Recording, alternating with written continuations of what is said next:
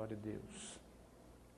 Senhores, muito bem, nós iniciamos o nosso primeiro encontro na semana passada, e na semana passada nós falamos sobre o andamento do curso. Nós apresentamos a ementa do curso, mostramos como o curso se desenvolveria ao longo desses 4 meses. Boa parte dos alunos não estavam presentes. Quem não estava aqui semana passada? Quem não estava? 1, 2, 3, certo. Muito bem, então nós já vimos alguma coisa com relação ao curso. Tá, e hoje nós vamos atender ao nosso conteúdo programático, iniciando com a história da escrita, que nós chamamos de paleografia. A paleografia é as ciências ou a arte que estuda as antigas escritas. Então nós vamos estar iniciando o nosso curso com essa disciplina. Nós iniciamos o curso com 2 disciplinas introdutórias. Nós não iniciamos o curso diretamente no hebraico. Por quê? Para que não haja um choque cultural. Porque como o hebraico, as suas letras não se parecem em nada com o nosso alfabeto latino, então pode haver aí um choque se nós chegássemos aqui já de imediato, já dessemos para vocês o alfabeto hebraico. Aleph, Bet, Gimel, Dalet, He, Vav, Zayin, He, Tet, Yud, Kaf, Lam, Men, Nun, San, Ain, Peit, Sad, Kuf, Resh, Shin, Tav. E aí, meu Deus, o que é isso, né?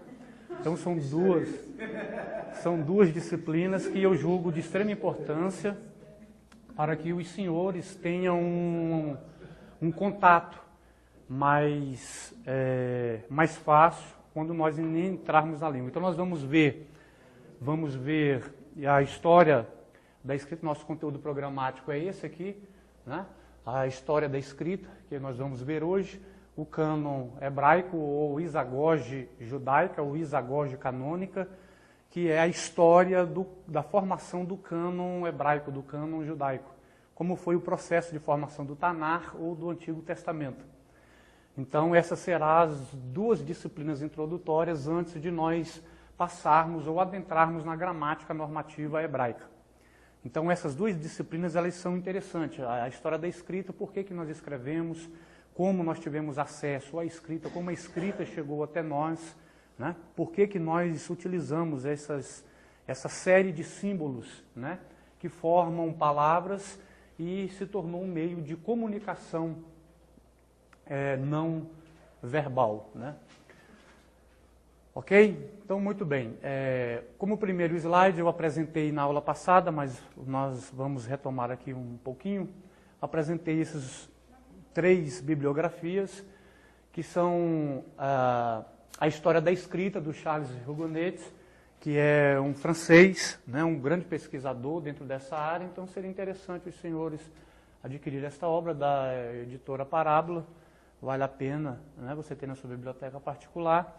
Nós temos aqui a história da escrita também do Steven Roger, também, que é um trabalho mais aprofundado, né, a respeito da formação da escrita e etc. Ok? Posso mudar? Não, esse não, porque é um material muito extenso, né? O arquivo é muito grande. Então, por e-mail não dá. Quem quiser trazer um pendrive, eu posso até passar. Embora quem comprou o DVD, né, que eu apresentei aqui, tem esse conteúdo também. Trouxe, tá ali. Pessoal, inclusive, quem comprou o documentário, houve uma falhazinha lá do fabricante. Ele colocou o encarte com a história dos hebreus, na terra dos hebreus, só que em um outro CD. Então, quem comprou esse documentário, na verdade, não levou o documentário, né? Levou lá o acervo teológico. Então, você traz para mim, esse aqui somente, você traz para mim que eu vou trocar com você, para aqueles que compraram. Traz o acervo, que está com esse encarte, aí eu vou te dar o documentário mesmo, tá? Ele foi corrigido, aí ele me passou. Mas esse aí tá? tá certo. Tá, ele está correto. E por último, a Lúcia Santella, o que é semiótica, que nós vamos ver também um pouquinho de semiótica, apenas uma noção de semiótica, que é a ciência que estuda os signos ou os símbolos. Ok? Tá aí então o conteúdo programático. Muito bem. O ser humano é um ser sociável, ele é um ser que se comunica. Deus o quis assim e fez dessa forma. Então eu costumo dizer que o homem, ele é um animal de manada, né? Ele sobrevive no seio social e precisa e necessita do seio social para se desenvolver as suas faculdades de inteligência, desenvolver as suas faculdades de vontade e etc. A história da escrita, ela passa por esse processo. Ela vai nascer dada a necessidade que o homem tem de se comunicar. Os seres humanos, eles necessitam comunicar. Ninguém é uma ilha, né? Ninguém vive sozinho, fechado, enclausurado, né? Como processo de desenvolvimento. Nós precisamos conversar com as pessoas, nós precisamos ter amigos, né? Amigas, somos seres sociáveis, né? E Deus assim o quis e fez dessa forma. Então, dentro desse processo de comunicação, de que nós necessitamos nos comunicar, dada essa necessidade, aonde vai nascer os primeiros meios de comunicação, né? Eu costumo dizer que um casal, pessoas que não dialogam, eles são dados ao fracasso, está fadado a não viverem bem, né? E nós somos assim, a gente muitas vezes trata bem, né? Os de fora e os de casa a gente trata, né? E muitas vezes quando o vizinho bate lá na porta, né, na sua porta, e você sai lá, oi, pois não, o que eu posso ajudar? Sim, tá bom, né? Às vezes a mulher, a esposa chama, meu bem, que é? Né? E que foi? Tá querendo o quê? Quando o marido chega, o cachorro que vai correndo. Olha, né? Então precisamos saber comunicar, transmitir, né? Transmitir a mensagem. Então há milhares de anos, ou pelo menos há 4.000 anos atrás, o homem primitivo começou a registrar os acontecimentos de sua vida, utilizando-se de desenhos, né, ou de pinturas nas paredes das cavernas, que era chamada de escrita pictográfica. A pictografia foi a primeira escrita utilizada pelos seres humanos, né, para se comunicarem. Então, com o passar do tempo, o homem sentiu, né, a necessidade de representar esses acontecimentos através de sinais comuns, para que todos pudessem entender esses sinais e ele transmitir essas mensagens para a posteridade, né, para os seus descendentes, aqueles que viriam depois. Aqui eu tenho um óstraco ou ostracon, né, que são cacos de barro, cacos de telha, porque era o material de escrita da época.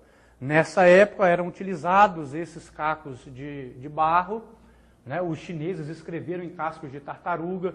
Nós temos outros materiais, né? Assim como pedra, couro, linho, madeira, né? Tabletes de barro. E era essa forma que eles utilizavam, era o material de escrita da época. Então, digamos que nós estivéssemos lá no passado, né?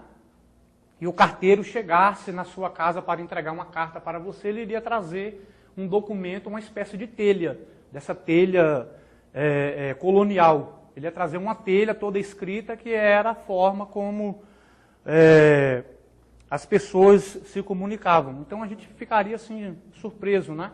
Mas no passado era dessa forma, no passado as pessoas não ficavam surpresas, porque esse era o material de escrita. Então assim é que por gestos, palavras, olhares, sinais, sons, pinturas, né, teatros e livros, muitas descobertas tecnológicas veio favorecer ao homem meios de uma melhor comunicação, né? Essa necessidade do homem de se comunicar permitiu a organização de grupos sociais e assim, já na era primitiva, o homem, querendo se expressar às gerações vindouras, deixou gravado nas pedras das antigas cavernas as escritas, né, da época, que era a escrita pictográfica. Dada então esse surgimento, o descobrimento desses sinais, desses símbolos e desses signos, né, nasce também uma ciência, né, chamada semiótica. A semiótica, dentre outras ciências, a semiótica ela é a ciência que estuda os signos e os símbolos. Signos, não signo do zodíaco, né, do horóscopo, né, mas signo aquilo que é desenhado, aquilo que é marca. Por isso que nós temos uma palavra que é muito conhecida dos senhores, que é a palavra ensinar. A palavra ensinar, ela tem um prefixo e uma raiz. Na verdade, significa significa dentro, né? Do grego endo, né? Tudo que é endo é dentro, né? Nós temos endométrio, né? Nós temos endometriose e outras palavras que é composta de endo. E sinar é signo, né? Que é um sinal, uma marca. Então, ensinar é você colocar uma marca dentro da pessoa. É você marcar uma pessoa. É você trazer ela para uma nova realidade, marcando ela. Então, isso que nós estamos fazendo hoje para os senhores. Nós estamos marcando, né, os senhores, ensinando. Então, semiótica vem da raiz grega semeion, né, que é signo ou sinal, mais óptica, que era olhar, ou ótica, né? Então, nós temos um sinal que transmite uma mensagem, né? Ou seja, um olhar por intermédio do signo, por intermédio de uma marca. O semeion, nós encontramos semeion na palavra semáforos, né? Eu tenho semáforo, eu tenho semeion, que é um sinal, mais foros, que é luz. Então, semáforo é um sinal de luz, né? É uma marca de luz, um signo de luz, né? Então eu tenho semiótica, é portanto a ciência dos signos. Não signos do zodíaco, mas signo, linguagem, sinais. Semiótica é a ciência de todas as linguagens da comunicação social, seja ela verbal ou através de desenhos, né? Pinturas, ritual de tribos primitivas, danças, músicas, cerimônias, jogos, arquiteturas ou objetos. Tudo aquilo que é utilizado para comunicação, a semiótica, ela trata dessa questão.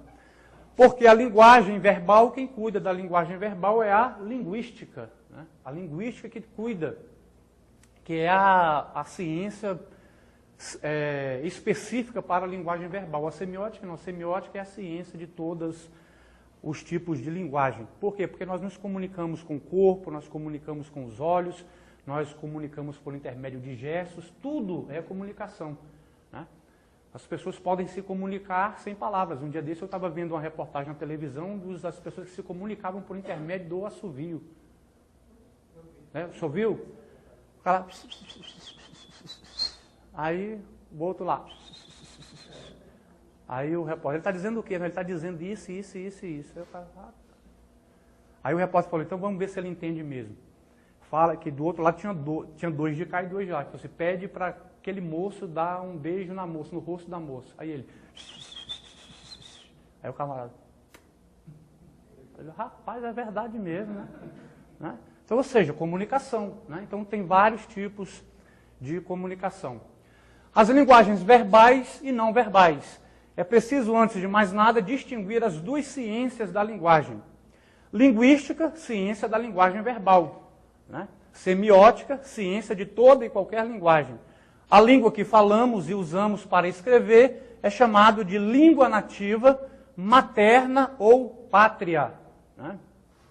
Nós vemos lá no livro de Atos, capítulo 2, com a descida do Espírito Santo. Nós vemos no texto, no original do texto, diz que as pessoas ouviam por causa de uma ação sobrenatural do Espírito Santo.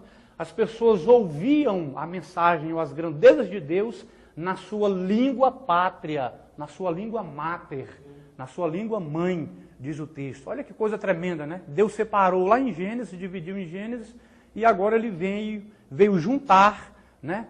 Por uma ação sobrenatural, depois ele junta essas línguas, né? Através do Espírito Santo, as pessoas ouvem as grandezas de Deus, né? Por intermédio de uma ação sobrenatural. Então é a língua materna, né? A língua nativa. E não é a única forma de linguagem que somos capazes de produzir, de criar, de reproduzir, de transformar, de consumir, ou seja, ver, ouvir ou ler, para que possamos nos comunicar uns com os outros com eficácia. Então hoje isso já houve um processo evolutivo, isso se desenvolveu. Só que no passado não era assim, no tempo da pictografia não era dessa forma. A escrita, o meio de comunicação era por intermédio de desenhos, né? E o desenho ele tinha uma mensagem subjetiva, ele poderia falar ou dizer muitas coisas, né?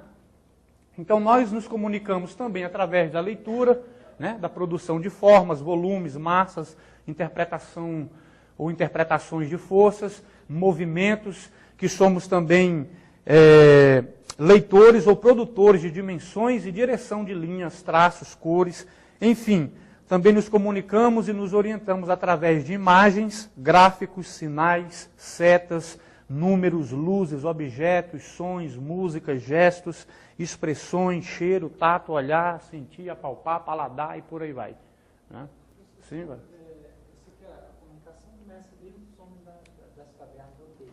Mas qual foi a primeira, assim, organizada, a primeira escrita que você lia e entendia exatamente como começou a querer? São os egípcios? Nós vamos ver isso. Eu não vou, assim, tratar desse assunto contigo agora, porque nós vamos ver detalhadamente essa pergunta, porque nós vamos já falar um pouquinho sobre a paleografia, né, a papirologia e etc. E nós vamos entrar nessa questão. Nós vamos ver, quando nós vamos passar pelos hieróglifos egípcios, nós vamos passar pela escrita pictográfica, pela escrita ideográfica, pela escrita cuneiforme, os hieróglifos egípcios, os primeiros, os proto-semíticos, os primeiros alfabetos, aí até chegar até nós. Só você ter um pouquinho de paciência aí, tá? Muito bem. Então, tem a semiótica, nós temos também a paleografia. O que é paleografia? Paleografia vem das duas palavras gregas, né? Palaio, que significa antigo, mais grafê, que significa escrever. Então, paleografia é a ciência das escritas antigas. Elas decifram esses escritos antigos, né? Principalmente esses documentos que foram encontrados no passado e etc. A paleografia, ela se divide em 3 partes. Se divide em papirologia, que estuda os antigos papiros. Nós temos a codicologia, que estuda os códices. A palavra códice é uma palavra latim para livro.